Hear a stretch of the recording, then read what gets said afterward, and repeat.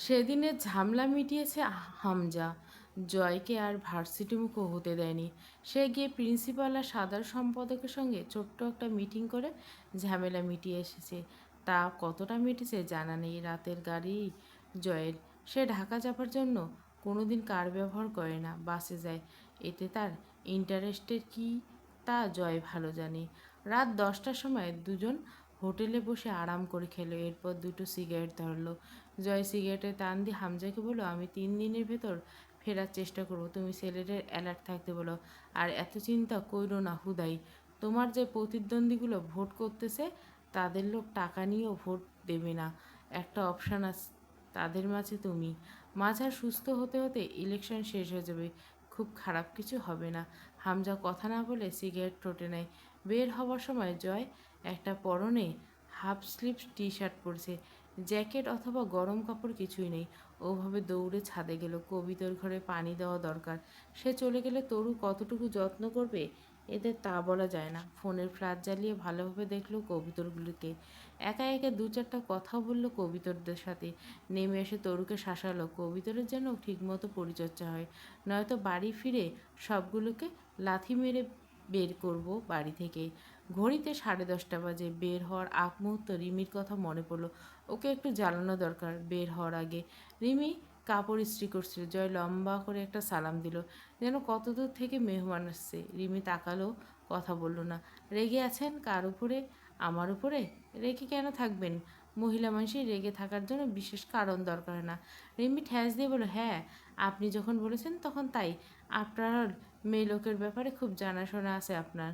গায়ে মাখল না জয় কথাটা। প্যাচ প্যাচে হাসি আসলো। আছে বলেই তো বলছি। সে যাকগে, পরীক্ষা দিতে যাচ্ছি। আপনার আল্লাহর নামে একটু দোয়া কালাম পরে ফুটু দেন। আমার তো মাটা নেই, দোয়াটাও চাইবো কার কাছে? আপনার আবার দোয়া লাগে নাকি? আপনি দোয়াতে বা আল্লাহতে বিশ্বাস করেন? জয় কথা বলল না। রিমি বলল, মা নেই তো মামি আছে, তার কাছে দোয়া চান গিয়ে। জয় বসলো বিছনার পর। ভাবি, তাই এমনিতে খুব টেনশন হচ্ছে, বোঝেনি তো কত দিকে চাপ। ইলেকশনের ঝামেলা তো বোঝার কথা আপনার। তার উপর চারিদিকে বহুত ফ্যাসাদ লেগে গেছে। এই সময় ভাইয়ের দরকার আপনাকে, অথচ সপ্তাহ হয়ে গেলে আপনি কথা বলেন না। কোনো কিছুতেই আপনার উপস্থিতি দেখা যাচ্ছে না। ভাইয়ের মুখের দিকে তাকানো যায় না। তার উপর দিয়ে কি চলে যাচ্ছে। এখন খুব করে তার আপনাকে দরকার। আপনি তার বউ। তার পেরেশানি দূর করতে আপনার বিকল্প নেই। রাগ করে থাকবেন না এখন আর। আমি থাকবো না কয়েকদিন ভাইয়ের আশেপাশে। আপনি মুখ ফিরিয়ে থাকলে। এবারে গলার স্বর পরিবর্তন হয়ে জয়ের নিজস্বতা এলো। সমস্যা বা ঝামেলা যদি আমায় নিয়ে হয়, আমি তো আর ক্ষমা টমা চাইব না জানেন, অথচ আফসোস করব না। আপনি কিসের আশায় রেগে থাকবেন তাহলে? অন্তত যতদিন বেঁচে আছি এইভাবে চলবো হয়তো। তাই বলে তো চিরদিন রেগে থাকতে পারবেন না। তো কয়েকদিন আগার পিছ কেন না? এখনই ঠিক হয়ে যান। আমি জিনিসটাই এমন ভাবি, যেখানে আমার অবস্থান তার আশেপাশে কিছু না কিছু ক্ষয় এমনিই হয়। এটা আমার নিজস্বতা বলা চলে, মেনে নিন। আসি, ভালো থাকবেন। অকপটে নিজের অস্তিত্বটা স্বীকার করে বের হয়ে গেল জয়। হামজা বাইরে গাড়ি নিয়ে দাঁড়িয়ে আছে। সোফার হাতলে ঝোলানো শাল চাদরটা ওড়নার মতো গলায় পেঁচিয়ে নিল। বাস স্ট্যান্ডে গিয়ে দুটো টিকিট কাটলো হামজা। পুরো দুটো সিট জুড়ে একা লাগে জয়ের। পাশের চায়ের দোকানে বসে 2 কাপ চা খেলো। 1 প্যাকেট সিগারেট কিনে নিল জয়। ঘাড়ে গামছার মতো ইয়ারফোন ঝুলছে। বাসে ওঠার আগে হামজা জয়কে অন্ধকারের দিকে নিয়ে গেল। এদিক ওদিক তাকাতে তাকাতে জয়ের হাতে চাদরের আড়লে তার সেমি অটোমেটিক তুলে দিল। জয় বিরক্ত হল, এই শালার কী দরকার? ও আমার হাতে থাকলেই একটা পাপ কাজ হয়ে যাবে। তার চেয়ে বড় কথা, আমি বিপদক্ষেত্র থেকে দূরে আছি, তুমি থাকবে এখানে। মালটা তোমার কাছে থাক। হামজা গম্ভীর স্বরে বলল, চুপচাপ এটা প্যান্টের বেল্টে গুজে ফেল। আমার বাপ হওয়ার চেষ্টা করবি না। আর এটা তোকে পাপ করার জন্য নয়, বরং সেলফ ডিফেন্সের জন্য দিয়েছি। এই বাসে তোর সাথে মৃত্যু দূত যেতে পারে। বাসে ঘুমিয়ে পড়িস না। ইয়ারফোনের সাউন্ড হাই রাখবি। পরীক্ষা শেষ করে 1 ঘন্টা ওখানে দেরি করবি না। সোজা দিনাজপুরে বাস ধরবি। কথা শেষ করে একটা ছোট্ট পকেট ছুরি এগিয়ে দিল হামজা। এটা পকেটে রাখ, ভালোভাবে পরীক্ষা দিস। এসব কোনো চিন্তা মাথায় রাখার প্রয়োজন নেই। পরীক্ষা খারাপ হলে আমার কাছে জায়গা হবে না তোর। সুতরাং সম্পূর্ণ মনোযোগ যেন শুধু পরীক্ষায় থাকে। বাসের জানলা খোলা রাখবি না। আর ওই টি শার্ট পরছিস কেন? ওটা সব প্যান্টটা খুলে ফেল। খুব গরম তো পড়ছে, পৌষ মাস বলে কথা, চারিদিকে খুব গরম। জয় হেসে ফেলল নির্লজ্জের মতো। জ্যাকেট আনেনি সাথে, আমার শীত লাগে না জানোই তো। কবিরকে বলে দিয়েছি ও সবসময় তোমার সাথে থাকবে। মামাকে রাত বিরতে বের হতে দিও না। হামজা নিজের জ্যাকেট খুলে ফেলল। জয়ের নিষেধ করার সাহস পেল না। এই পাবলিক প্লেসে হামজা ঠাস করে একটা চড় মারলে মানে থাকবে না। এই জ্যাকেটের কনুইয়ে বাঁধিয়ে পিস্তলটা প্যান্টে গুজে চাদরে জড়িয়ে নিল গায়ে। বাসে উঠতে গিয়ে আবারও দৌড়ে এলো। লাইটার বা দিয়াশালাই কিছু নাই আমার সাথে, লাইটার দাও। হামজা লাইটার বের করলে তার হাতে না নিয়ে আলতো করে একবার বুকে বুক মেশালো জয়। পরে লাইটারটা নিয়ে দৌড়ে গিয়ে সবে চলতে শুরু করলো। বাসে উঠলো লাফিয়ে। পরদিন অন্তুর ইন্ডাক্টরি এনথ্রোপোলজি পরীক্ষা। অন্তুর মনে হয় নির্বিজ্ঞান হলে সবচেয়ে বাজে সাবজেক্ট সমাজবিজ্ঞান বিভাগে। বাকিগুলো ভালো না, তবে এটা অসহ্যকর। অনেকক্ষণ যাবৎ অন্তু ডাকছে খাওয়ার জন্য। অন্তু ঠিকমতো জবাবও দিতে পারেনি। দরজার বাইরে থেকে অনুমতি চাইলেন আমজা সাহেব, আসবো? অন্তু বিরক্ত হলো, আপু এই শহরটা যাবে না তোমার? আমার ঘরে ঢুকতে কিসের অনুমতি? আমজা সাহেব বরাবরের মতো জবাব না দিয়ে ভেতরে চলে আসলেন। চল আমি খেতে বসবো। আচ্ছা তুমি খেয়ে নাও, আমি সময় পেলে খেয়ে নেব। আমি খেতে বসবো? আব্বু আমি পরে যাচ্ছি, ক্ষুধা লাগেনি, মানে রুচি পাচ্ছি না।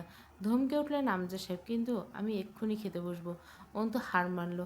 তাকিয়ে থাকলো আব্বুর দিকে। ঘি রঙা লাল শাল জড়ানো লম্বাটে চেহারা, চাপ দাড়িতে মেহেদি। আমজা সাহেব তাকে জিজ্ঞেস করলেন, তাকিয়েছিস কেন? একটু বসো না আব্বু। ছিটিয়ে থাকা বই খাতা সরিয়ে দিল অন্ত। আমজা সাহেব বললেন, জিজ্ঞাসা করলেন, এভাবে চেয়ে আছিস কেন? কি হয়েছে, প্রস্তুতি ভালো তো? অন্ত খাতা এগিয়ে নিল। তাতে চোখ বুলিয়ে বললেন, লেখার লাইন এখনও ঠিকমতো সোজা হয়নি। হাসলো অন্তু। আমি সোজা হয়েছি, আমি বেত হাতে করা বাদ দিয়েছি যে। অন্তু হেসে ফেলল। বেত হাতে করলে ইস খামোকা ভয় পেতাম। তখন যদি বুঝতাম তুমি শুধু ভয় দেখানোর জন্য বেত দেখাচ্ছ, এত ডিসিপ্লিন ভালো মেয়ে হতাম না আমি, প্রমিস। হেসে ফেলেন আমজা সাহেব। এখন বেত হাতে তুললে ঠিক মারবো। চল, তোর আম্মা বসে আছে, দেরি হলে একটা ছোটোখাটো ঘূর্ণিঝড় হয়ে যাবে। একটা প্রশ্ন করব? না, আগে খেতে চল। ধান্দাবাজ আমার সাথে না, না খেয়ে পরীক্ষা দিতে যাওয়াই কেউ। অন্তু চেয়ে রইল কিছুক্ষণ আব্বুর দিকে। চোখ দুটো সজল হয়ে উঠল, অল্প পানি ছলছল করে উঠল। হুমায়ুন আহমেদ বলেছেন, হিমুরা প্যাকেটে টাকা নিয়ে ঘুরে না। অন্তু সেটাকে নিজের মতো করে বলে। অন্তুরা কান্না করে না। আজও একবার নিজেকে কথাটা বলে গলাটা কড়া করার চেষ্টা করলো আব্বু। সবার আব্বু তোমার মতো হয় না, তাই না? আমজা সাহেব হাসলেন। আমি কেমন? অন্তু বুঝি বলতে পারে মুখে একথা? তার কান্না পাচ্ছে, কিন্তু অন্তুরা কাঁদে না। সে কান্না গিলে বলল, মোটামুটি ভালো না। ফের হাসলেন আমজা সাহেব। আমি জীবনে বিশেষ কিছু দেইনি তোকে, শুধু নিজের কর্তব্য পালন করার চেষ্টা করছি। শেষ অবধি সেটা সুষ্ঠুভাবেই পারিনি। সেসব ধরে রাখিস না মা। আমার তো মা নেই, তোকে মাঝে মাঝে মামা বলে ডাকি। এই সুযোগটা কেনার সামর্থ্য আমার নেই। তুই বিনামূল্যে দিয়ে রেখেছিস, তার বদলে কি দিতে পেরেছি তোকে? অন্তু সহ্য করতে পারল না। বুকের ভার পা নামবে না বেশিক্ষণ। চোখ বুঝে অনুরোধ করার মতো করে বলল, চুপ করো আব্বু, চুপ করো, চুপ করো। নিজেকে সামলালো। আব্বুর দিকে তাকিয়ে অন্তিকের কথা মনে পড়ে মুখটা মলিন হতে গিয়ে হলো না। যারা কম হাসে তাদের হঠাৎ হাসি মিলিয়ে দেওয়ার সাহস অন্তুর নেই, বিশেষ করে আব্বুর। হুট করে আব্বুর উড়ুতে মাথা রেখে শুয়ে পড়লো। এভাবে ছোটোবেলায় সে আব্বুর উড়ুতে মাথা রেখে পড়া শিখতো আব্বুর কাছে। ওভাবেই ঘুমিয়ে যেত। আমজা সাহেব আবার ডেকে তুলতেন, জোর করে খাওয়াতেন। নিষ্ঠুর লাগতো তখন আব্বুকে। কাঁচা ঘুম ভাঙিয়ে ভাত খেয়ে দেওয়া, সকালে টেনে তুলে স্কুলে দিয়ে যাওয়া। অন্তু রাস্তাটা কোনোদিন আব্বুর হাত ধরে পার হয়নি। একটা আঙ্গুলের মাথা ধরত।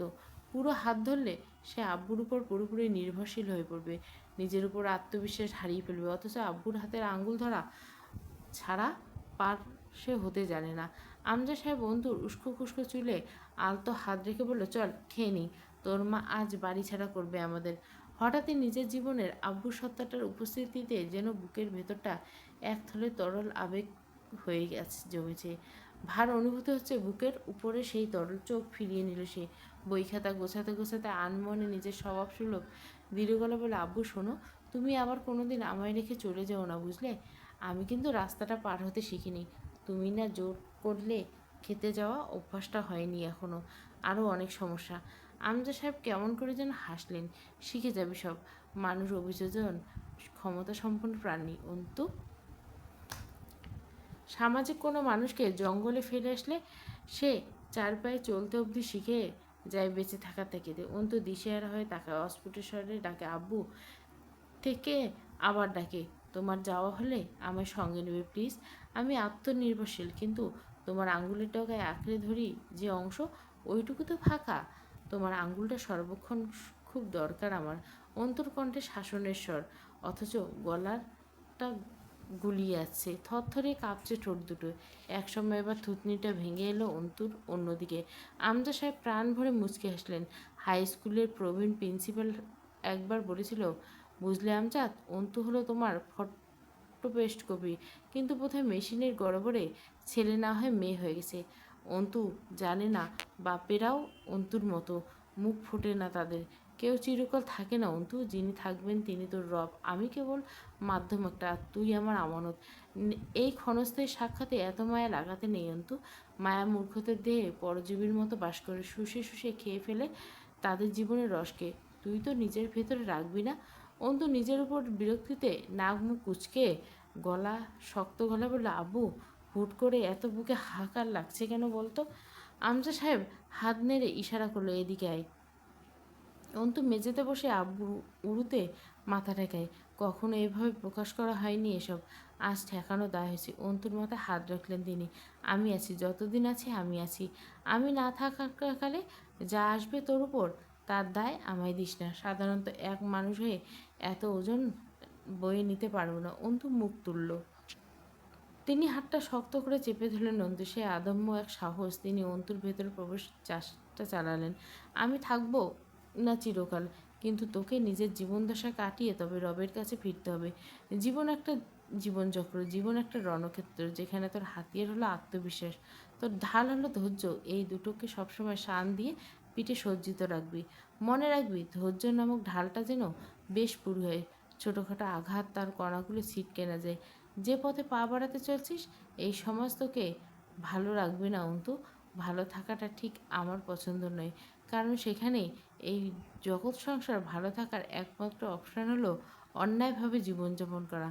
সেখানে ন্যায়কে অবলম্বন করতে ভালো থাকতে চাওয়াটা বোকামি। আমি করিনি, তাই তোকে আর বাধা দিইনি এই দুর্গম পথে এগিয়ে যাওয়া থেকে। আমজা সাহেব হাত ধরতে বললেন, সবসময় মনে রাখবি, যা ঘটছে তা ভয়ঙ্কর নয়, কারণ তো তোর সামনেই রয়েছে। সেই অনুযায়ী ব্যবস্থা নিয়ে তার মোকাবেলা করতে পারবি তুই।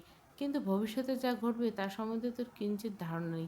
সুতরাং সেটা হলো বেখবর উঠে আসা তাণ্ডবপূর্ণ ঝড়, যার পূর্বাভাস বা সচেতনতা তোর কাছে নেই। আর যা সম্বন্ধে জানিস না তার বিরুদ্ধে ব্যবস্থা নেওয়া যায় না, তাই এটা ভয়ানক। অর্থাৎ ভবিষ্যতে যা আসছে তার তুলনায় সামনে থাকা বিপদ খুব নগণ্য। দুর্বল এক ফোঁড়া মাত্র, ভবিষ্যতে অজানা বিপদের চেয়ে এটা দুর্বল। আর দুর্বল বিপদের চেয়ে তুই বহুগুণ শক্তিশালী, বহুগুণ। অন্তু আজ অবধি কোনোদিন আব্বুকে ছাড়া কোনো ছোটোখাটো পরীক্ষা দিতে যায়নি। তিনি স্যান্ডেল খুঁজে পেলেন না। পরে দেখলেন অন্তু তা পরিষ্কার করে সে একটা কাপড় ঘষে। গম্ভীর হলেন আমজা সাহেব, তোকে নিষেধ করছি না এসব না করতে। স্যান্ডেল পায়ের জিনিস, তা আবার ঘষে মেজে পরিষ্কার করে গিয়েছে। সুফিয়ানা ভালো না, তুই আর কোনোদিন স্যান্ডেলের পরিষ্কার করবি না। অন্তু পাত্তাই দিল না। রাস্তায় ধারে দাঁড়িয়ে বরাবরের মতো আব্বুর আঙুলের ডগা নিজের তর্জনী আঙুল দিয়ে জড়িয়ে ধরেছিল অন্তু। ভার্সিটি ঢুকে বুকের কম্পন শুরু হলো। না জানি কোন দিক থেকে জয় আমির এসে দাঁড়ায়। আমজা সাহেব ফাইলটা অন্তুর হাতে ধরিয়ে দিয়ে কিছুক্ষণ উপদেশ দিলেন। সে অন্তু কিন্ডারগার্টেন শিক্ষার্থী এবং সে যাচ্ছে পরীক্ষা দিতে, তাকে শিখিয়ে পড়িয়ে দিচ্ছেন আমজা সাহেব। অন্তু হাসলো। আমজা সাহেব পকেট থেকে টাকার একটা নোট বের করলেন। আবার নিতে আসতে হবে নাকি চলে যেতে পারবি? অন্তর ঘাড় নাড়ালো। আসতে হবে না, আমি চলে যাব। যতক্ষণ অন্ত বিল্ডিংয়ের ভিতর ঢুকে বারান্দা পার হলো ততক্ষণ পর অবলক চেয়ে রইল আমজা সাহেব। অন্তু আড়াল হলো, অল্প সিক্ত চোখ উপরের দিকে, চুলে ভেজা ভাবটা শুকনো চেষ্টা করলো। আজ অন্তু দ্বিতীয় বর্ষের ফাইনাল দিতে ঢুকছে। কদিন পরে এলএলবি চূড়ান্ত পরীক্ষায় বসবে। তখন এভাবে গিয়ে চাতক পাখির মতো চেয়ে থাকবেন তিনি, অন্তু বের হওয়ার অপেক্ষায়। কদিন বাদে মাস্টারমশাই থেকে তিনি অ্যাডভোকেট মেহেরজাবিন আরমিন অন্তুর বাবা হতে যাচ্ছেন। বুকটা ভরে উঠল, চোখ জ্বালা করতে লাগলো খুব। অন্তুটা বড় হয়ে গেল তার। এই তো কদিন আগে হাত ধরে স্কুল ড্রেস পরে মাথায় দুটি ঝুঁটি করে স্কুলে যেত অন্তু। আমজা সাহেব চোখ ফেরালেন, আস্তে করে হেঁটে বেরিয়ে এলেন ভার্সিটির ফটক থেকে। পরীক্ষা শেষ না হতে করতে পিয়ন এলো। অন্তু তখন হিমশিম খাচ্ছে লেখা শেষ করতে। অল্প সময় বাকি, লেখা অনেক। তারই মাঝে পিয়ন জানালো মনোয়ারা রহমান নিজের কক্ষে পাঠিয়েছেন আরমিনকে। অবরুদ্ধ নিষিদ্ধ, পর্ব 14। পুরো গল্পটা প্লেলিস্টে।